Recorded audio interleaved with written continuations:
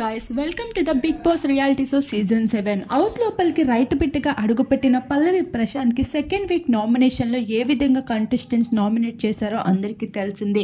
ఇదే విషయంపై పల్లవి ప్రశాంత్ అయితే శివాజీతో మాట్లాడుతూ ఉంటారు.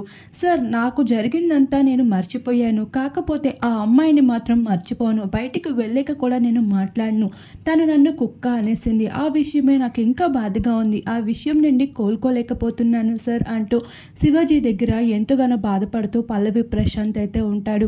ఒరేయ్, నువ్వు ఇవన్నీ మర్చిపోరా. నువ్వు ఒక రైతు బిడ్డగా హౌస్ లోపలికి వచ్చావు. రైతు బిడ్డ సత్తా ఏంటో చూపించాలి. అవన్నీ నువ్వు మర్చిపోవాలి. నువ్వు బయటికి వెళ్ళాక ఒక రైతు బిడ్డగానే నీ పేరును నిలబెట్టుకోవాలి అంటూ ఎంత స్ట్రాంగ్ బూస్టింగ్ ఇస్తూ ప్రశాంత్కి అయితే ఫుల్గా మోటివేట్ చేసుకుంటూ వచ్చారు. ఎవరైనా పాజిటివ్ వైబ్స్ ఇస్తున్నారు అంటే అది శివాజీ అని చెప్పుకోవచ్చు. అయితే ఇప్పుడు తిన మాటలకి ప్రశాంత్ మరింత యాక్టివ్గా మరి గేమ్లో స్పాటివ్గా అవ్వాలని తన ఫ్యాన్స్ అంతా కోరుకుంటున్నారు.